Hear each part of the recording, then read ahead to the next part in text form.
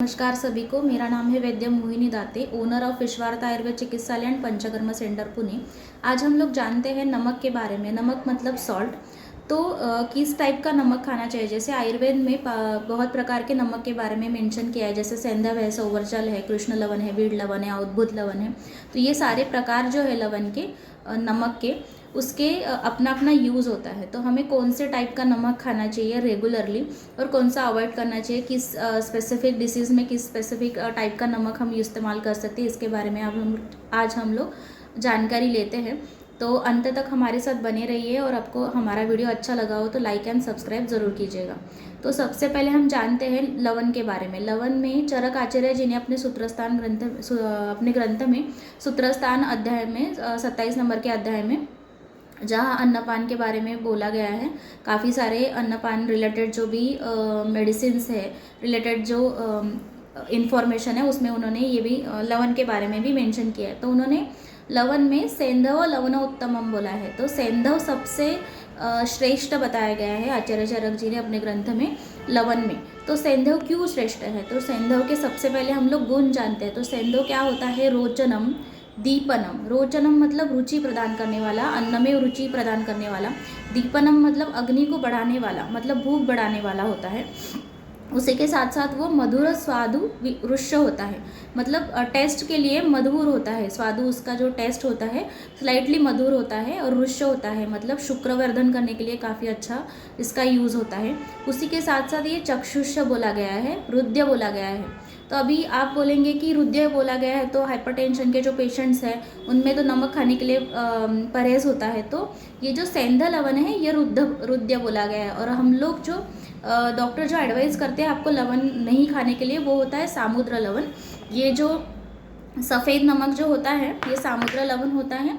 ये प्रोसेस नमक होता है, ये समुद्र से पाया जाता है, समुद्र से, और इसको प्रोसेस करके हम लोग खाते हैं सफ़ेद नमक। और हम जो जिसके बारे में बोल रहे हैं ये सेंधा लवण है। थोड़ा सा इसको रॉक सॉल्ट, पिंक सॉल्ट ऐसा, या सेंधा नमक भी बोलते हैं। उपवास में भी हम लोग ये सी नमक का सेवन करते हैं। तो ये सदा पथ्यकर बोला गया है, मतलब सभी व्याधि में, आयुर्वेद में जो भी मेडिसिन बनती है तो उसमें अगर लवण डल रहा है तो उसमें सेंधा लवण ही डाला जाता है।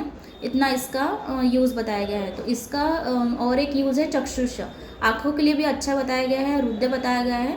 और अविदाही च बोला है। अविदाही मतलब बर्निंग सेंसेशन अगर किसी पेशेंट्स में है तो उसमें भी हम लोग ये दे सकते हैं, इसमें विदाह या बर्निंग सेंसेशन नहीं होगा। इसी के साथ साथ ये दोष धातु जो मल जो होते हैं इसको समावस्था लाने के लिए, मतलब त्रिदोषग्न, मतलब सारे दोषों को समावस्था में रखता है। वो किसी बात को, पित्त को और कफों का बढ़ाने वाला नहीं होता है। तो ये इतना यूज़फुल जो नमक है, हमें ये रेगुलरली डेली तौर पे खाना चाहिए। और ये जो सामुद्र लेवन है, जो सफ़ेद नमक है, ये जो यूजुअली बहुत पहले हमने देखा होगा कि जब गॉइटर के, थायराइड का एक्स्ट्रा ग्रोथ होने की वजह से यहाँ पे फुलनेस हो जाता था नेक में, उसको हम लोग गॉइटर बोलते थे।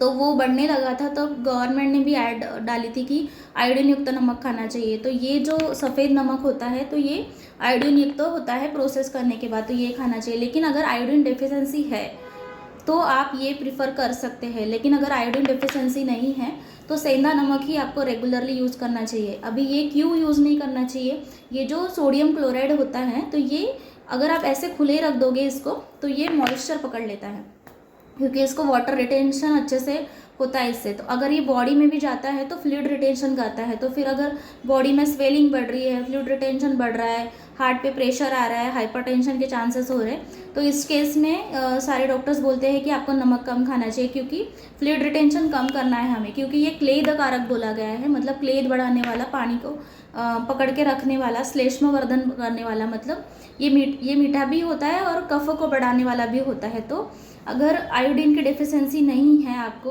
और रेगुलरली आपको यूज़ करना है तो आप सेंधा नमक ही यूज़ कीजिए। और आपको आयोडीन डेफिशिएंसी है तो कभी कभी आप सब्जी वगैरह जब बनाते हैं उसमें ये डाल सकते हैं। लेकिन अगर ऊपर से कुछ लेना है आपको, कोई भी तक्र सेवन होता है या तो कोई भी सैलड्स हम लोग खाते हैं, तो ऊपर से जो डाला जाता है, या तो मैक्सिमम तौर पे आपको सेंधा लवण का यूज़ करना चाहिए। क्योंकि ये जो सेंधा लवण होता है ये कोई भी व्याधि को उत्पन्न नहीं करता है, बल्कि त्रिदोष को शमन करने वाला ही भी होता है और रुद्र भी होता है। तो ये जो हृदय मतलब हाइपरटेंशन में जो पेशेंट्स को प्रेशर बढ़ जाता है, ब्लड आर्टरीज में पूरा प्रेशर बढ़ने लगता है, क्योंकि ये वाटर रिटेंशन करता है, तो इसमें आर्टरी में प्रेशर बनने लगता है, तो ये सामुद्रा लवण की वजह से होता है। तो हमने इसको रिप्लेस करके सेंधा लवण को सेवन करना चाहिए।